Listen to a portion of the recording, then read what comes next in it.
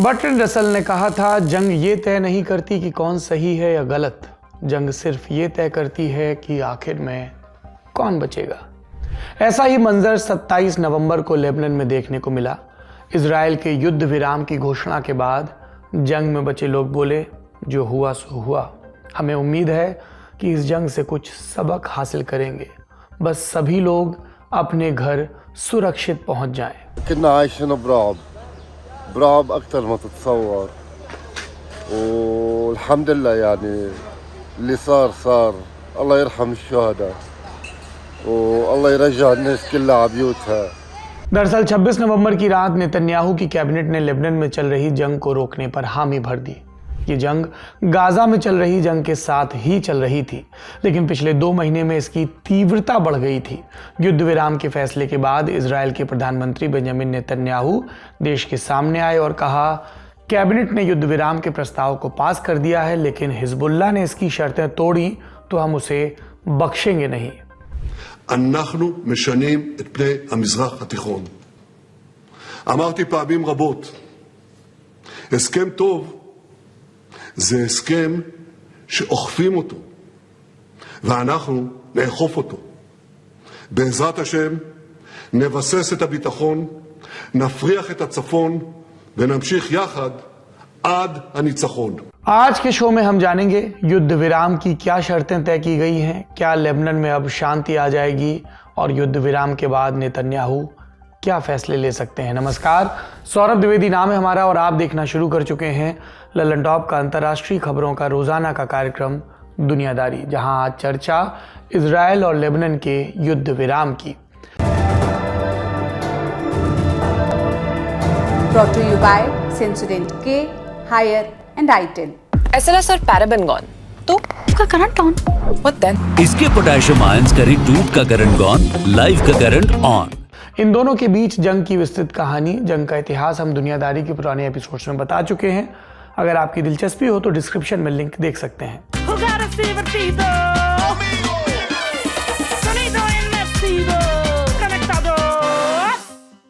बात शुरू करें उससे पहले कुछ बेसिक बातें। लेबनान वेस्ट एशिया में बसा देश है, भूमध्य सागर के किनारे, आबादी लगभग 55 लाख। लेबनान की दक्षिणी सीमा इजराइल से लगती है। दोनों देशों के बीच लगभग 120 किलोमीटर लंबी सीमा है। उत्तरी और पूर्वी सीमा सीरिया से जुड़ी है।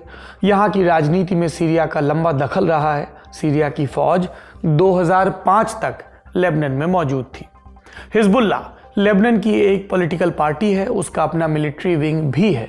यही विंग इजराइल के साथ जंग कर रहा है। हिजबुल्लाह लेबनान की आर्मी से भी ज़्यादा ताकतवर बताया जाता है। इसकी स्थापना 1980 के दशक में हुई थी, लेबनान के सिविल वॉर के दौरान। इसे ईरान का प्रॉक्सी माना जाता है। 1979 में ईरान में इस्लामिक क्रांति हुई थी। आयतुल्लाह रूहुल्लाह खुमैनी ने इस्लामिक रिपब्लिक की नींव रखी थी। फिर 1982 में इजराइल ने लेबनान पर हमला किया था फिलिस्तीनी गुटों के खिलाफ, और तब ईरान ने अमल मूवमेंट के एक धड़े को सपोर्ट किया था और यही आगे चलकर हिजबुल्लाह बना।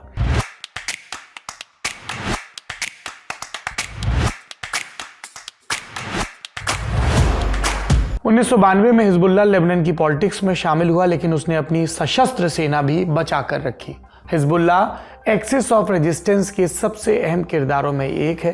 ये ईरान के प्रॉक्सी गुटों का अनौपचारिक संगठन है, जिसमें हिजबुल्लाह के अलावा सीरिया की सरकार, यमन के हूती विद्रोही, हमास, फिलिस्तीनी इस्लामिक जिहाद यानी कि PIJ और इस्लामिक रेजिस्टेंस इन इराक जैसे गुट हैं।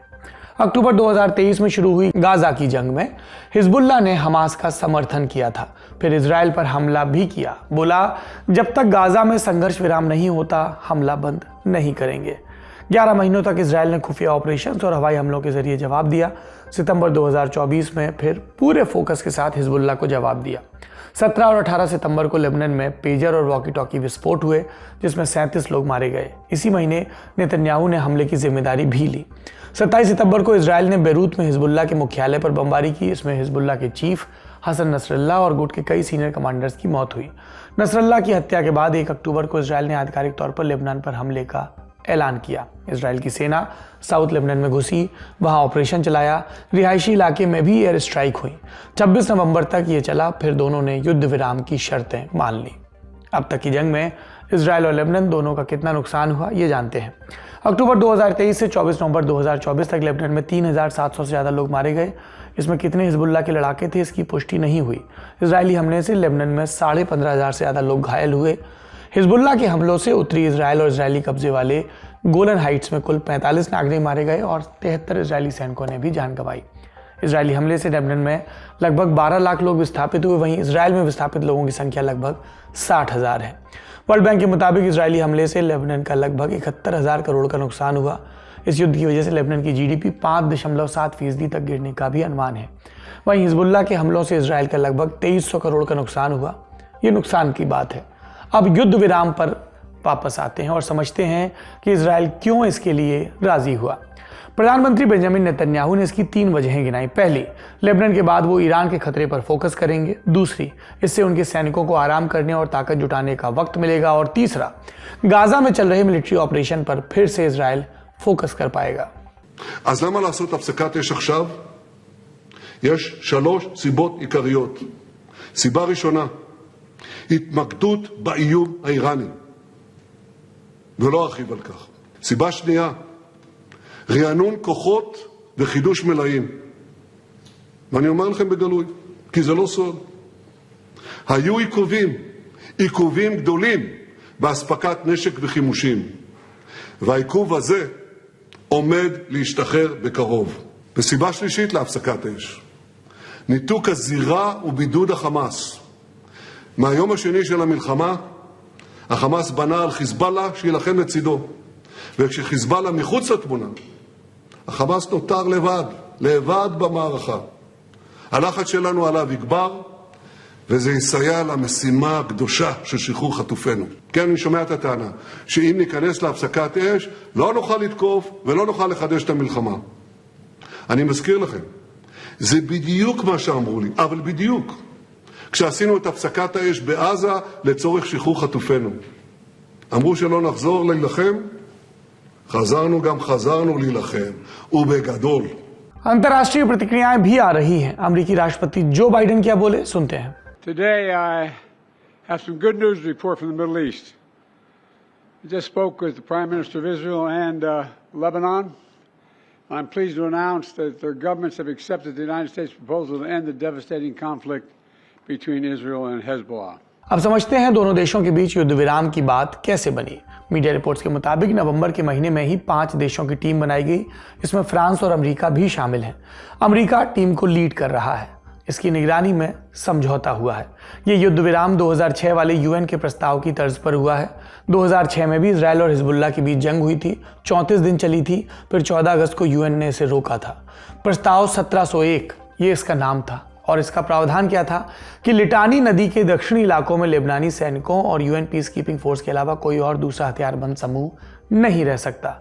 दोनों पक्ष इस समझौते के उल्लंघन का दावा करते थे, इसलिए हालिया युद्ध विराम की शर्तों पर लोगों का ध्यान गया। क्या है ये शर्तें?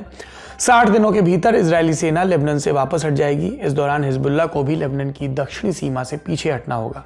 समझौते के मुताबिक हिजबुल्ला के लड़ाके लिटानी नदी से पीछे हट जाएंगे। ये नदी इजराइल की सीमा से लगभग 30 किलोमीटर दूर लेबनान में बहती है। हिजबुल्ला की जगह लेबनान की आर्मी लेगी।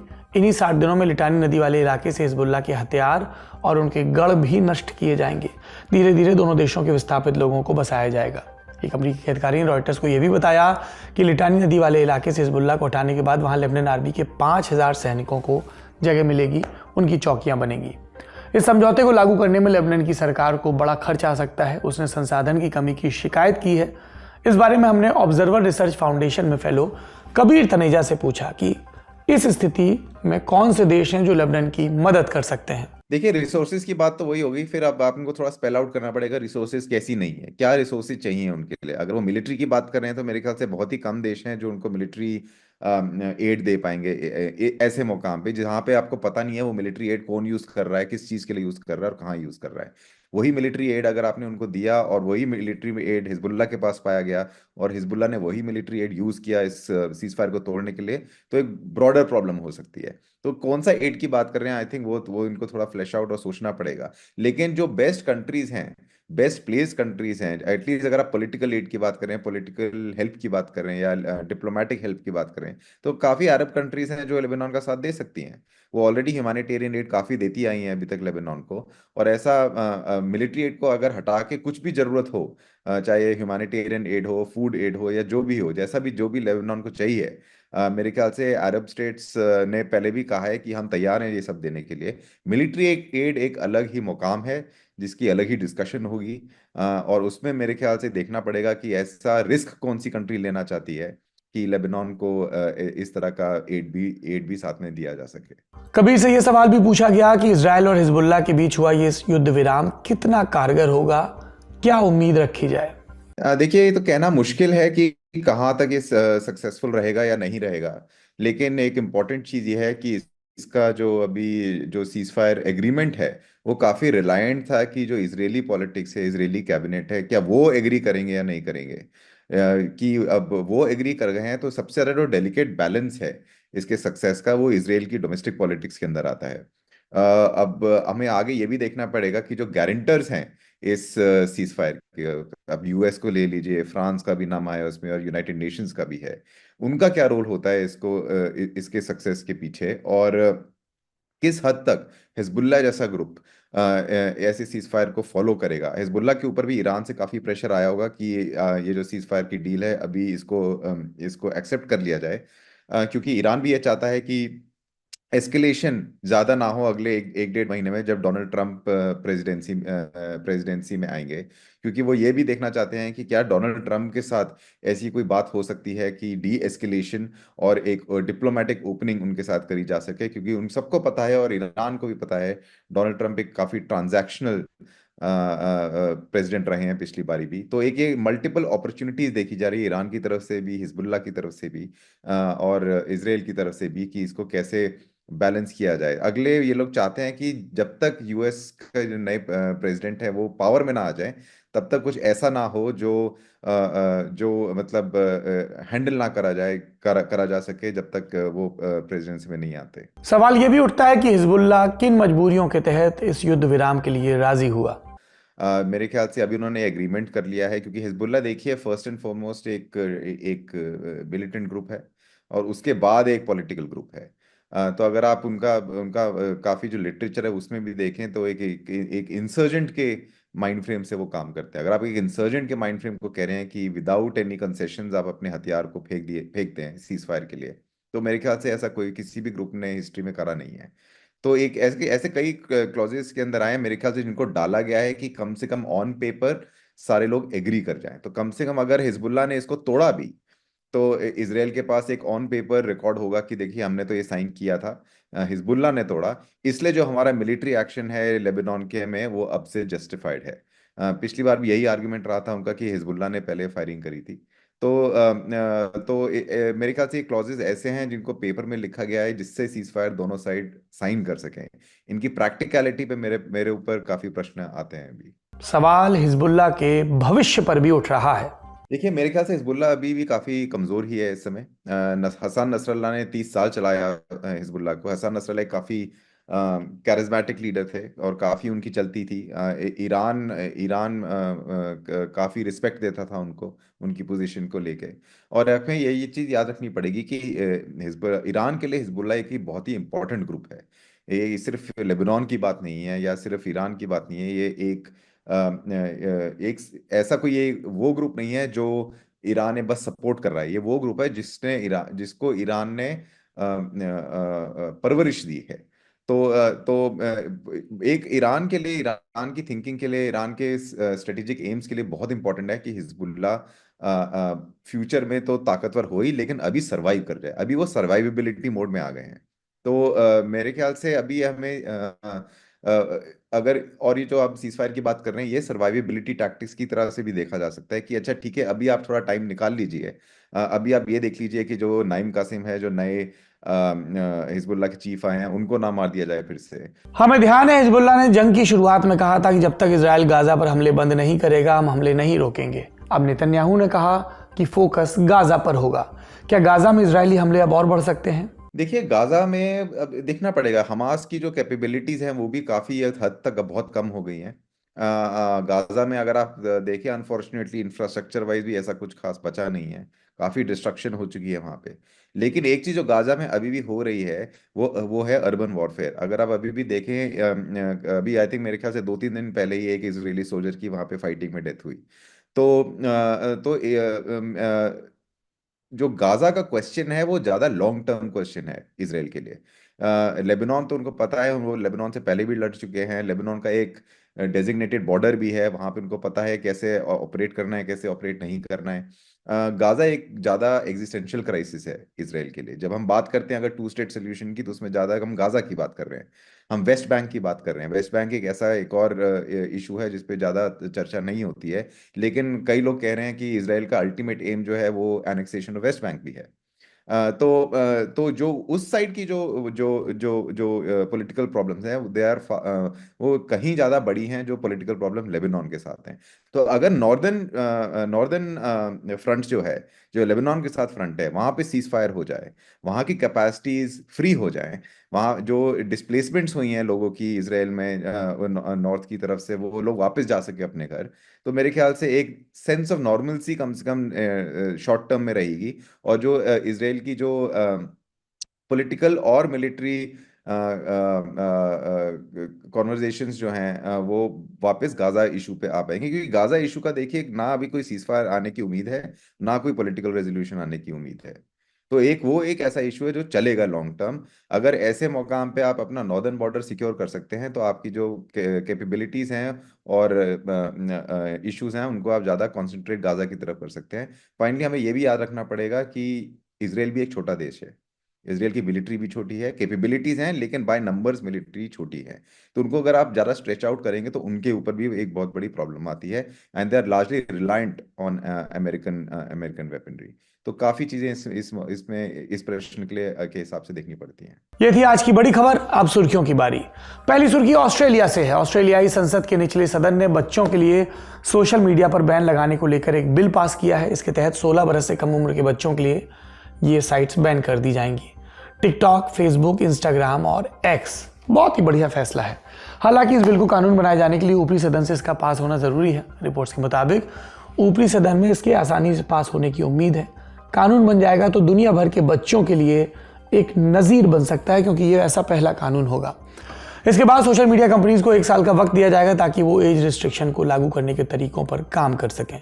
बिल के मुताबिक ये प्लेटफॉर्म छोटे बच्चों को अकाउंट बनाने से रोकने में असफल हुए तो उन पर 270 करोड़ रुपए तक का जुर्माना लग सकता है। इसके अलावा प्लेटफॉर्म को पासपोर्ट, ड्राइविंग लाइसेंस या कोई और सरकारी दस्तावेज देने के लिए बाध्य करने की परमिशन नहीं होगी। ऐसे में उन्हें एक तरीका डेवलप करना होगा और इसके लिए 1 साल का वक्त दिया जाएगा। दूसरी तरफ इन कंपनियों ने ऑस्ट्रेलियाई सरकार से इस बिल की वोटिंग को जून 2025 तक टालने की मांग की थी, क्योंकि तब तक एज वेरिफिकेशन को लेकर एक शोध के नतीजे जारी होने वाले हैं। फेसबुक और इंस्टाग्राम के मालिक मेटा ने इस हफ्ते बयान जारी कर कहा है, नतीजों के बगैर ना तो हम और ना ही ऑस्ट्रेलियाई लोग बिल की मांग को ठीक से समझ पाएंगे और ना ही इसके असर को। संसद में इस कानून को लेकर बहस भी हुई। सबसे ज्यादा आलोचना उन सांसदों ने की जो सरकार से जुड़े नहीं थे। जानकारों का मानना है इस कानून को बिना पर्याप्त जांच के संसद में जल्दबाजी में पारित किया गया। अगर ये कारगर साबित नहीं होता है तो माता पिता से ये सोचने का हक छीन लेता है कि वो अपने बच्चों के लिए क्या सबसे अच्छा समझते हैं। आलोचकों का ये भी तर्क कि ये बच्चों को अलग थलग कर देगा और उन्हें सोशल मीडिया के अच्छे पहलुओं से दूर कर देगा। अब दूसरी सुर्खी की तरफ चलते हैं जो तालिबान से जुड़ी है।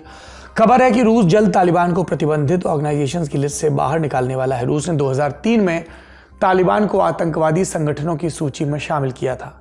2021 में तालिबान की अफगानिस्तान में सत्ता वापसी के बाद से ही रूस रिश्ते सुधारने की कोशिश कर रहा है। जुलाई 2024 में रूस के राष्ट्रपति पुतिन का बयान आया था कि वो तालिबान को आतंक के खिलाफ लड़ाई में अपना सहयोगी मानते हैं। सवाल ये कि चर्चा अभी क्यों? क्योंकि रूसी मीडिया में अफगानिस्तान पर कुछ रिपोर्ट्स छपी हैं जिनके मुताबिक रूस के सिक्योरिटी काउंसिल के सेक्रेटरी सर्जेई शोइगु ने 25 नवंबर को तालिबानी अधिकारियों से मुलाकात की।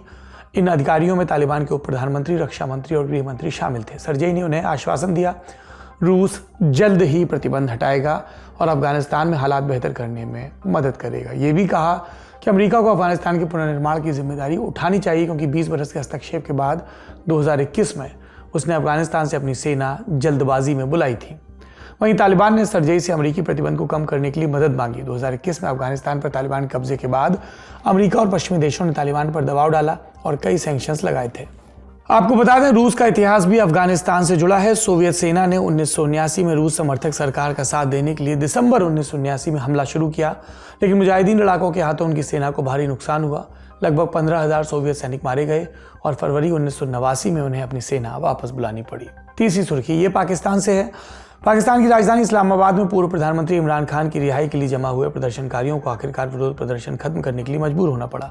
सुरक्षाकर्मियों ने 26 नवंबर की रात उनके खिलाफ कार्रवाई शुरू की। इस बीच इमरान के समर्थकों और पुलिस के बीच झड़प हुई। 6 सुरक्षाकर्मी मारे गए, दर्जनों घायल हुए।